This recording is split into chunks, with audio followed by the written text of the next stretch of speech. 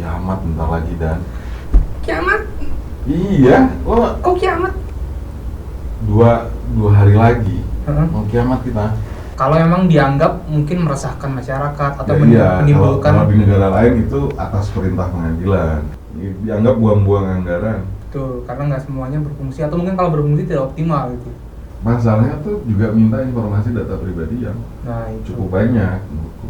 Ya, mungkin ini adalah apa? Tapi mungkin menurut gua pemerintah sisi baiknya adalah dia ingin supaya keluarga-keluarga itu saling ngobrol. Ngobrol.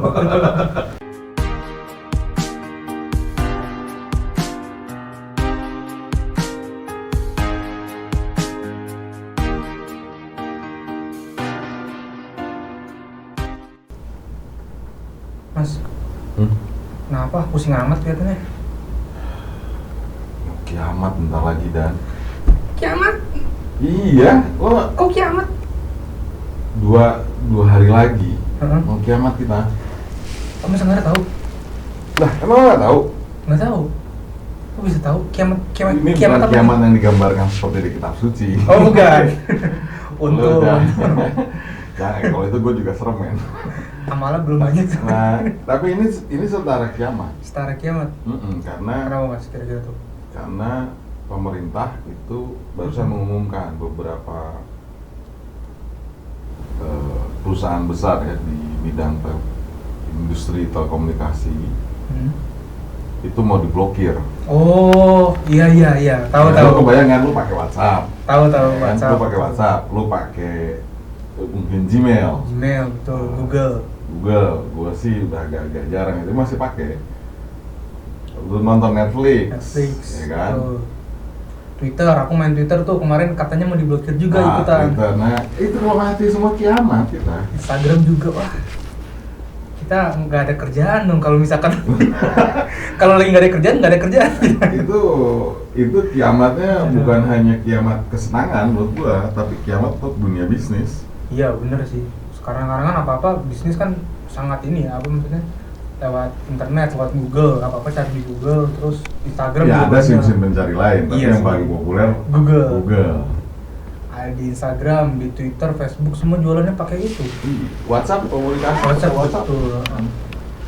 Kita, makanya gua pusing tuh gimana gitu. Yang aduh. Iya ini kan sebetulnya ini udah lama sih kalau gua perhatiin ya. Jadi dari 2020 kan pemerintah mengeluarkan soal penyelenggara sistem elektronik. Mereka memang harus daftar. PSE ya, yang singkatannya PSE. Ya, PSE lingkup privat. Nah, itu mereka harus daftar. Nah, problemnya kalau gue lihat ada maksud dan tujuan yang baik sebetulnya ya dari aturan itu, tapi ada permasalahan juga karena beberapa teman gue nih dari Seknet misalnya menyoroti soal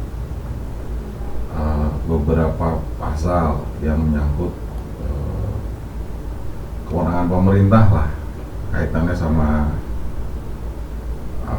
meresahkan masyarakat atau apalah gitu ya tadi. Dan gue tadi di bahasan juga ada salah satu pembahas yang membahas soal topik itu, dan menurut gue tuh apa yang jadi kekhawatiran layak sih.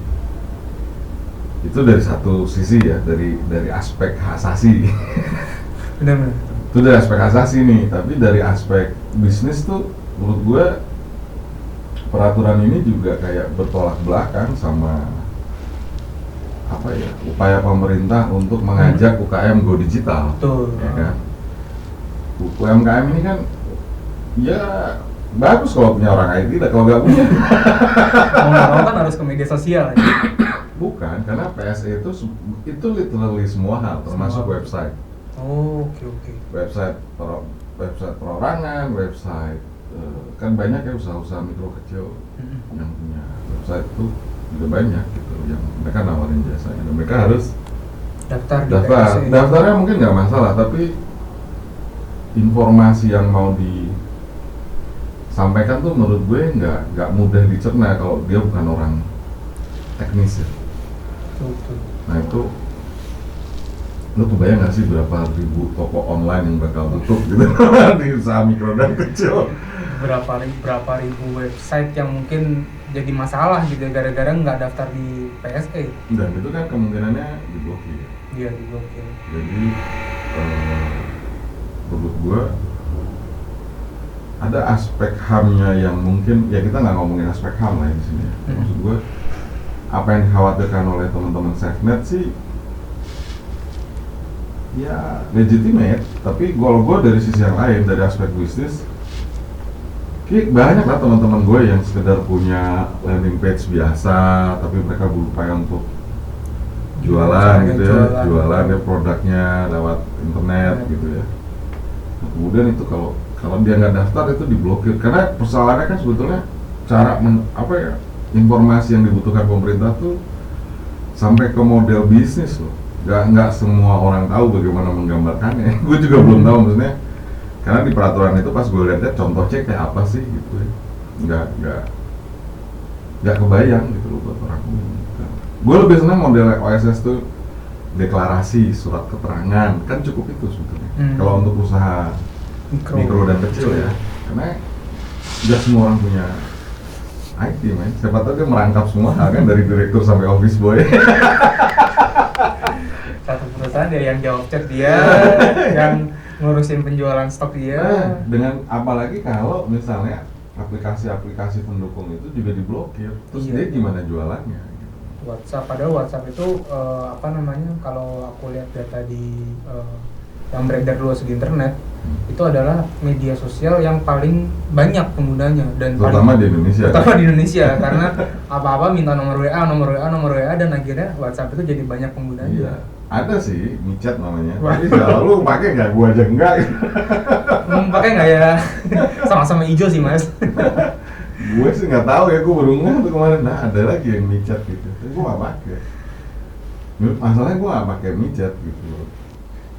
Dan kebayang kan berapa usaha mikro dan kecil yang akan tutup dalam tanda kutip gitu ya. Tutup dalam tanda kutip. Lo kebayang? Dampak nggak usah usaha mikro kecil, gue juga cukup yakin tuh pemerintah tuh kan koordinasi pakai WhatsApp.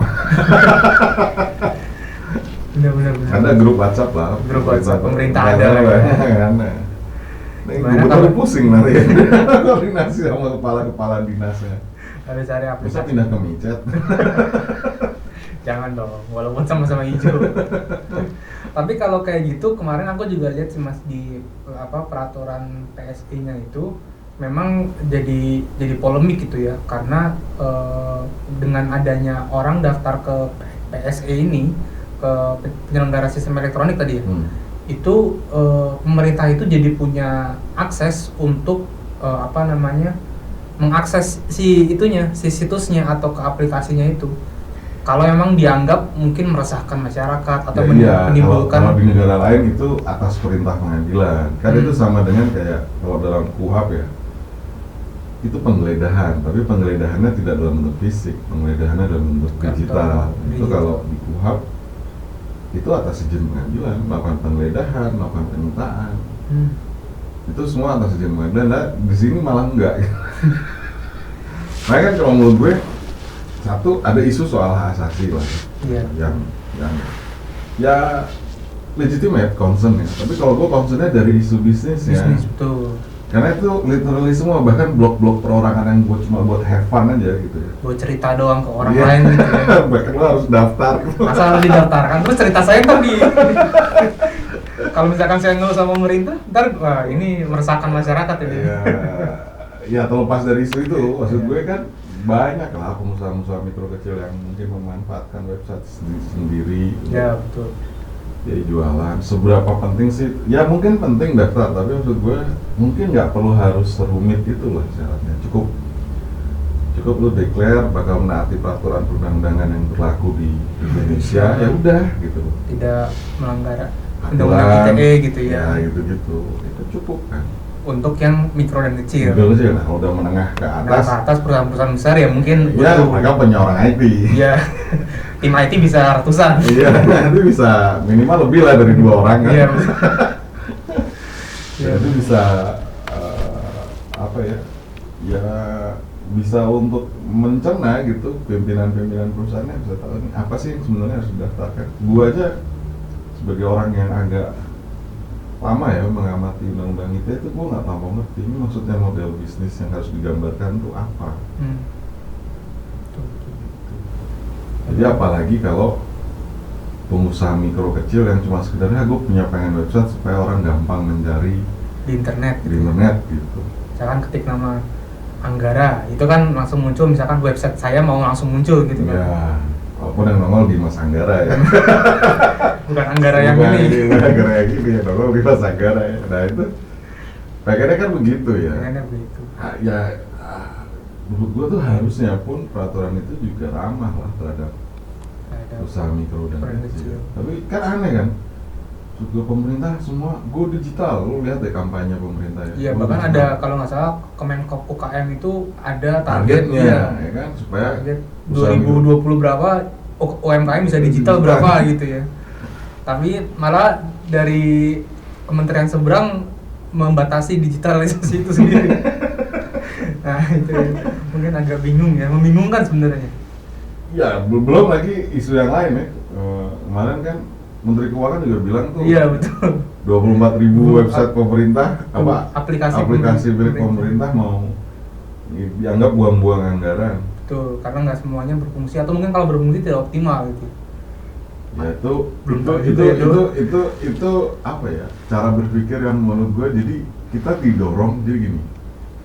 Layanan pemerintahan itu didorong semua go digital, which is good. Tapi dalam konteks digital tuh harusnya menurut gue pilihan. Jadi orang tetap harus disediakan pilihan untuk tidak digital. Nggak semua hal harus buat digitalisasi. Benar. Nggak semua hal harus digitalisasi. Ada pilihan. Yang penting disediakan pilihan untuk go digital. Misalnya sehingga nggak semua pikirnya adalah offline datang ke kantor gitu misalkan. Atau ya karena gini ya, atau mengurus perizinan. Gue nggak tahu lu seberapa, misalnya kita punya gap yang agak jauh, tapi gini, gue kalau ngurus itu, yang gue perhatikan tuh orang yang berjalan, bukan dokumen yang berjalan. Oh iya. Jadi lu kalau datang ke satu counter, dan kemudian lu ambil lagi dokumennya ke counter lain, yang lain lagi gitu kan? Bukan kita serahin, kita nunggu dokumen yang berjalan, ya gitu kan? Ya, banyak kan kayak gitu. Banyak kayak gitu kan, mestinya kan ya lu cukup datang, ya anggaplah ada 10 counter, tapi resepsionis di awal saja ya. Seharusnya tuh maksimal 3 yang lo datengin loket. Oh kan? Iya benar. Loket pertama, verifikasi, bayar. Dokumennya ya muter aja. Lu sendiri kan, ini kan lu nggak bisa lebih dari 3 lo, lu ngurus apa? STNK lah misalnya, perpanjangan pajak. Tuh. Ngerasain kan? Dulu waktu aku bikin SIM juga, daftar SIM, bayar, terus nunggu di foto, terus nunggu apa lagi, ruangannya jadi banyak, jadi berbeda-beda. Itu dari pagi sampai sore itu. Nah, jadi maksud gue kan kalau itu bisa disimplifikasi ya, jadi nggak semua hal harus gue sih. Dan nggak perlu juga orangnya harus datang ke situ menurut gue. Jadi gue dulu pernah punya pengalaman gini. Jadi dulu aku ditunjuk jadi penanggung jawab untuk pusat bantuan pemerintah. Semua dibuka, bisa lewat online, bisa datang langsung atau lewat surat, ya kan? Tapi tetap aja mungkin karena orang-orang itu terbiasa dengan birokrasi yang harus datang meskipun pakai surat bisa, ya tetap aja datang ke kantor. Gitu, udah Pak Bu. Ini saya terima ya, dokumennya nanti dilengkapi via surat, kirim aja ke kantor, nggak usah datang. Tapi tetap aja datang. Ketika ditanya kenapa, ya saya kurang yakin. Itu kan artinya sebetulnya ada krisis kepercayaan kan terhadap administrasi yang seperti itu. Padahal itu kan harusnya ya dokumennya aja jalan. Jadi susah juga ketika itu menerapkan konsep dokumen berjalan ya. Padahal waktu itu kan lingkupnya kecil ya, jadi kita hanya terima permohonan, diverifikasi, kalau lulus diberitahukan ke si yang minta bantuan hukum itu. Betul. Kemudian dokumen ini didistribusikan ke lawyer-lawyer yang mau menangani. Itu harusnya cukup dokumen berjalan. Cukup dokumen. Nah nanti intinya adalah si pemohon bantuan hukum tuh tinggal duduk di rumah, nanti nunggu janjian ketemu sama si lawyernya. Cukup begitu kan? Enggak juga, tetap ada tengah kantor. Supaya kalau orang Jawa itu ngomongnya lebih marem gitu. Ya, Lebih tenang. Karena aneh, semua serba. Akhirnya kemudian karena konsep go digital itu menurut gua ada yang keliru, karena konsep basic service-nya itu agak terlupakan. Jadi tiba-tiba aja kita bikin, ya wajar akhirnya semua, karena pemerintah sendiri juga mendorong agar semua hal go digital, ya semua bikin lah 25.000 tuh menurut gue. Kaget loh waktu aku lihat di scrolling Instagram media sosial, Kementerian Keuangan Sri Mulyani bilang 24.000. Jumlah pemerintah kota aja nggak segitu kan? Kayaknya jumlah kementerian juga nggak segitu deh. Jumlah urusan-urusan pemerintahan yang penting-penting itu juga nggak segitu. 24.000, wah banyak banget. Makanya agak kaget juga waktu lihat angkanya 24.000. Dan itu ternyata sangat membebani negara dalam biaya pengelolaan aplikasinya itu. Ya terlepas dari soal itu sih, tapi maksud gua mungkin aja bisa, mungkin aja enggak gitu. Tapi maksud gua tuh harusnya dibenahi dulu tuh basicnya, basic offline-nya. Itu dibenahi. Kan gini, online itu tidak harus semata-mata IT, bisa juga surat kan. Betul. Ya kan? Maksud gua dikirim gitu loh. Kita mau perpanjangan, ya kita tahu kantor pajak tuh nggak buka sampai malam, sementara kita cuma bisa di jam malam hari, ya kirim pakai surat. Nanti paginya baru dibalas gitu ya. Iya, surat dibalas, oh ya kami sudah menerima, ini dari proses, ini biayanya silahkan bayar ke bank. Kan harusnya begitu ya, jadi nggak harus semua online atau aplikasi bentuknya. Menurutku sih enggak. Aplikasi itu tidak menjawab suap sholat. Bener. Tapi di sini jadi semua serba aplikasi. Serba aplikasi. Betul. Jadi semua masalah diselesaikan dengan aplikasi. Sementara di sisi lain, lucunya adalah pemerintah juga mengeluarkan aturan yang menurutku agak aneh gitu, terutama untuk usaha mikro dan kecil. Karena dia udah coba buat, walaupun mungkin sederhana ya. Tapi kemudian suruh daftar dengan, ya daftarnya mungkin nggak masalah lah, tapi maksudnya apa yang harus didaftarkan itu menurutku jadi masalah. Nggak ngerti gue. Tapi di satu sisi banyak juga isu kebocoran data pribadi kan, terutama ya, di situs-situs yang dikelola sama pemerintah. Kayak kemarin ada yang sempat bocor Peduli Lindungi atau ini kita nggak tahu hasilnya bagaimana kan, hasilnya bagaimana. IKTP juga kadang ada yang bocor gitu juga. Kan, nah itu makanya kan maksudnya, lah nggak semua hal tuh harus dijawab dengan aplikasi. Sama kayak apalah yang paling baru ya, subsidi beli bensin. Ya. Gue juga baru, jadi kan gue nggak tahu ya, tapi awalnya tuh gue mengira premium dihapuskan. Awalnya kan Jabodetabek, terus meluas ke Jawa, sehingga pemerintah nggak karena gue baru nggak kalau ternyata Pertalite itu disubsidi. Iya, Pertalite subsidi. Agak aneh sih buat gue, kayak menggantikan premium sebenarnya. Jadi sekarang yang paling bawah adalah Pertalite bukan premium. Kan harusnya udah sih dari dulu aja nggak usah disubsidi kan. Nah oke lah, tapi disubsidi, tapi kemudian kan cara mengatasi kebocoran subsidi dan tanda kutip itu nyuruh orang daftar di aplikasi.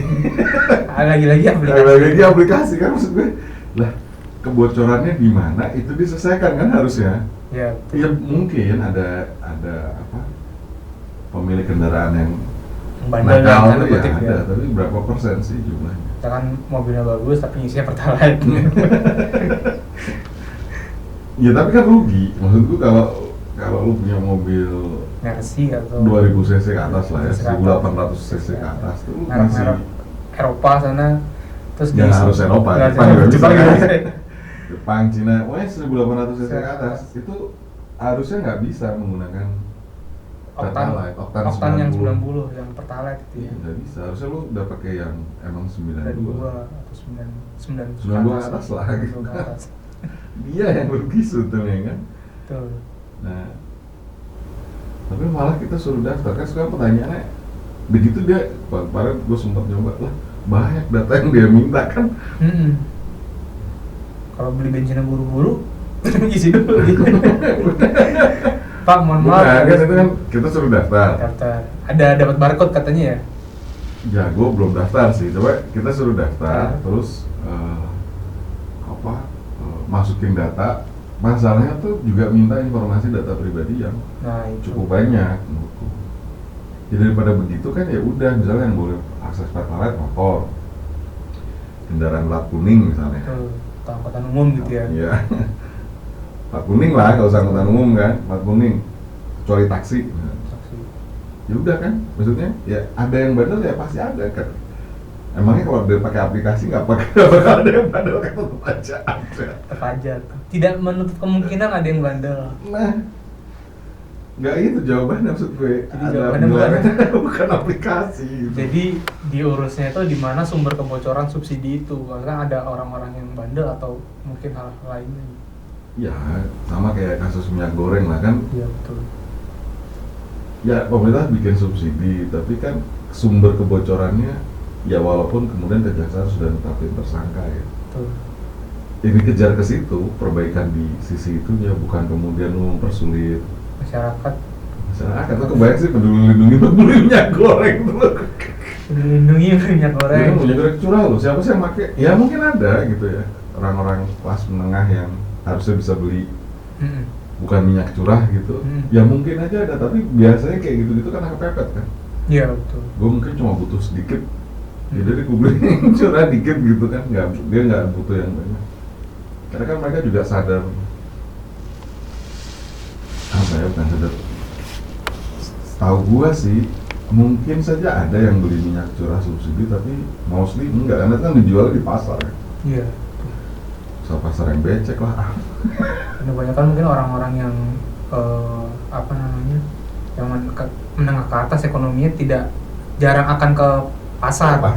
Ya mungkin aja beli. Tapi ke minimarket lebih sering atau ke supermarket gitu ya. Iya kan, kalaupun itu bocor berapa persen sih kebocorannya gitu. Kaget sih sempet kemarin tiba-tiba minyak goreng langka, padahal itu sehari-hari selalu ada gitu ya. Dan yang langka bukan hanya minyak goreng curah kan, semua minyak goreng. Semua jenis merek. Adanya kalau supermarket minyak zaitun, harganya wah sangat tinggi. Nah itu yang, jadi gua kadang-kadang aneh ya, semua masalah dijawab dengan aplikasi. Begitu di sisi yang sini, semua aplikasi harus daftar. Jadi kayak apa? Gue penasaran 24.000 itu daftar semua nggak sih? Itu harus ditanya ke Bu Kominfo ya? Kominfo atau ke Bu Menteri Keuangan. Ya, penasaran tuh. 24.000 loh. Itu kan berarti kan pemerintah bedain tuh PSE lingkup pemerintah sama PSE lingkup privat. Pertanyaan gue yang 24.000 itu udah daftar semua belum nih? Benar. Apakah 24.000 ini terjamin aman dengan tidak terdaftar PSE atau mendaftar PSE? Nah itu juga kita juga masih ini nggak ada tahu jawabannya. Makanya gue bilang ini mau kiamat bentar lagi. Lu kebayang, maksudnya banyak orang bergantung sama ini digital. Iya, terutama di kota ya. Banyak bisnis, terutama bisnis mikro kecil yang bergantung sama aplikasi. Tuh. WhatsApp kan juga jadi alat jualan sekarang. Iya. Kan lu ada lah grup-grup broadcast bisa RW gitu kan. RT yang jualan. Ayo Bu, saya jualan somai. Baju saya. Nah, ini kan alat jualan ya. Tuh. Terus itu pasti terkena dampak yang paling keras, betul ya, ketika itu beneran diblokir. Ya gue nggak tahu apakah pemerintah benar-benar memblokir atau tidak ya, tapi ada satu website mas, ini presetan dari nama Kominfo, aku lupa sih nama websitenya apa. Cuman itu dia menunjukkan hitung mundur, hitung mundur kiamat internet. Kan maksud gue tuh, ya gue pernah sih mengalami zaman dimana tidak ada internet sama sekali ya, tapi it was so long time ago gitu. Dan udah lupa mungkin rasanya gimana tanpa internet.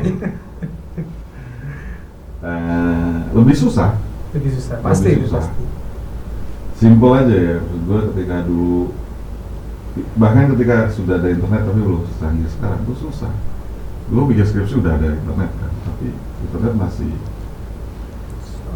lambat, terus nggak semua data bisa tampil segala macam tuh. Lu literally cari buku ke perpustakaan gitu. Gue ada 3 perpustakaan tuh yang gue samani ya. Perpustakaan Komnas HAM, Perpustakaan Universitas Surabaya di Surabaya, sama perpustakaan kampus sendiri. Karena mereka yang punya koleksi lengkap dengan topik skripsi yang waktu itu gue ambil. Lo bayangin pergi ke perpustakaan gitu nyari satu-satu judulnya mana. Kalau sekarang bisa lu klik satu ya, satu kan, oh ada nih di sini. Ya memang mungkin ngambilnya masih tetap harus offline ya. Atau mungkin ada apa, peminjaman online pun juga bisa, mungkin ada scanannya gitu. Kadang beberapa beberapa perpustakaan kayaknya ada sih. Tapi ya istilahnya kalau nyari pun lebih cepat gitu ya. Lebih cepat. Gak kayak dulu, kalau dulu kan gambling gitu. Jurnal juga cepet ya di internet aja. Cepet. Jadi lebih, bahkan ketika gua bikin skripsi itu waktu itu sudah ada internet, tapi nggak seperti sekarang. Terus sekarang tuh benar-benar sophisticated. Ya gua coba membatasi sih penggunaan internet, tapi maksud gua it's completely crazy lah kalau lu hidup di dunia zaman sekarang tanpa internet. Mungkin hidup tapi hampa. Level of kualitas itu iya lah, orang nggak bisa cek WA, nggak bisa lihat Instagram, lu ngapain? Nggak bisa kepoin pacar, nggak bisa Netflixan di rumah. Ya lo kebayang nggak sih dulu zaman gua TVRI doang. Tapi ya hidup baik-baik aja sih. Hidup baik-baik saja. Tapi apakah mencapai level of kenyamanan seperti sekarang sih? Makanya gue tadi pusing nggak kebayang kan, nggak bisa nonton Netflix padahal kita udah bayar ya kan, gue udah bayar langganannya tiap bulan bayar. Emang gampang kita menggugat ganti rugi Netflix. Itu kata Netflix, salah sendiri. Siapa suruh pemerintah lu kayak gitu. Kalau gitu kan pusing juga. WhatsApp nggak bisa cetak. Untung lah WhatsApp nggak berbayar ya. Tapi kan handphone Android kita jadi nggak berfungsi. Iya. Maksudnya harus cari alternatif mungkin. Masa pakai iPhone? Kan cuma ada 2 pilihan sekarang kan? Iya, Android atau iPhone ya, yang normal. iOS. Iya, iOS. Ada sih Huawei ya. Apa? Iya, ada ininya sendiri. Ada sistem operasi sendiri. Tapi kan mayoritas orang pakai Android atau iOS. Iya. Masa pindah ke iOS gitu? Kan literally Google loh, maksudnya Google dan seluruh produk turunannya. Produknya betul.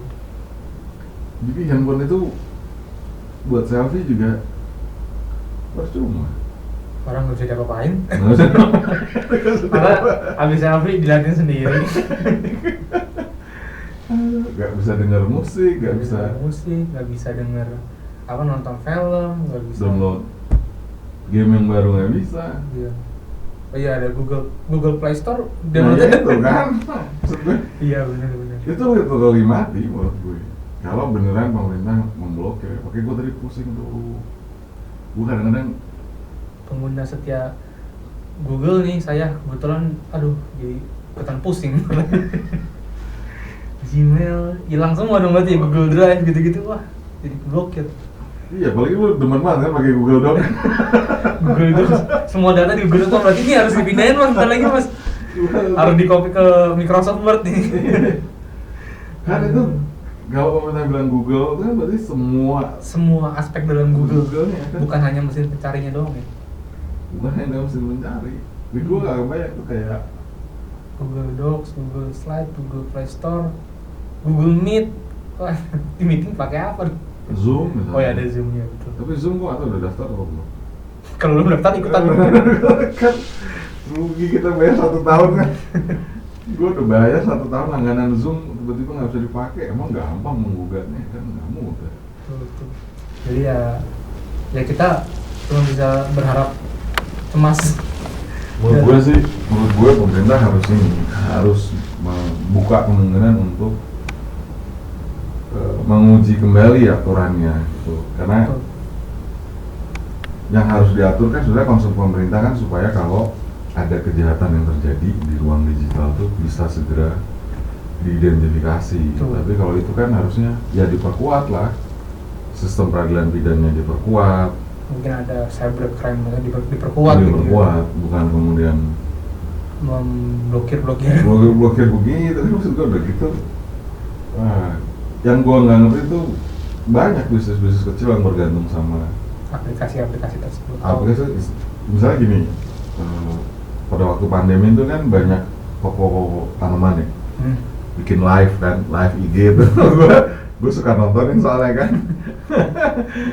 Itu kayak gue dulu kebayangnya dulu kalau gue jalan-jalan ke Blok M gitu ya, karena gue tinggal di Tangerang, paling deket pada saat gue seusia dirimu nih di Blok M lah. Gue nggak mungkin ke Kelapa Gading kan. Itu kan banyak tukang jual obat kan, ya persis kayak gitu kan, dia memanfaatkan crowd di Blok M untuk kemudian supaya orang membeli. Dan sama kan, banyak usaha-usaha mikro kecil menggunakan Instagram karena memanfaatkan crowd yang ada di Instagram.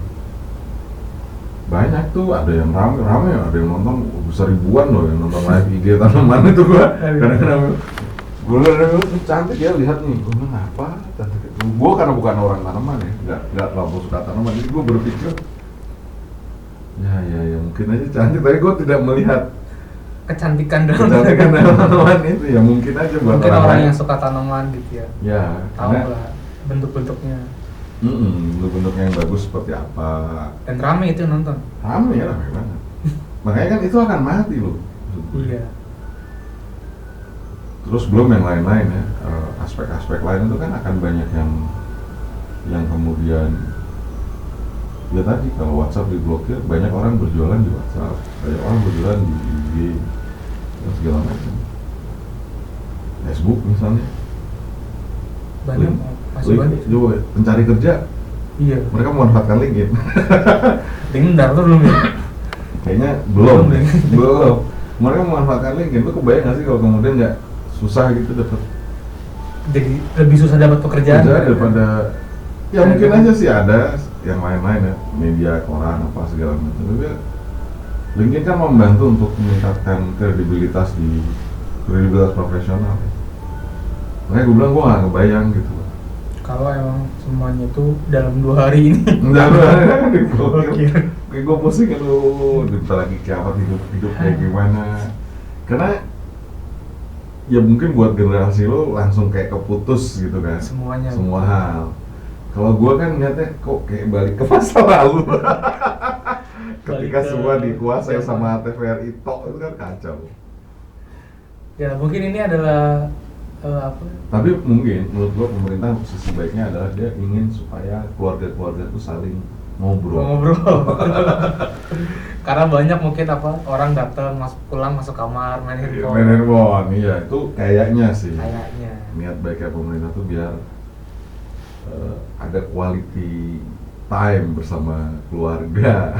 Berarti ini collab antara Kominfo dan Kementerian Pemberdayaan Perempuan dan Perlindungan Anak mungkin, atau Komnas Perlindungan Anak. Wah ini collab, ya mungkin collab project. Tapi ya nggak tahu deh, maksudnya kita lihat aja lah nanti akhirnya gimana, endingnya gimana ya. Tapi gue beneran masih nggak kebayang itu literally kayak kiamat, tapi gue pusing karena bakalan heboh sih kayaknya. Ya gue 40% pekerjaan gue ada di situ. Betul. Gue bukan orang yang ini banget ya.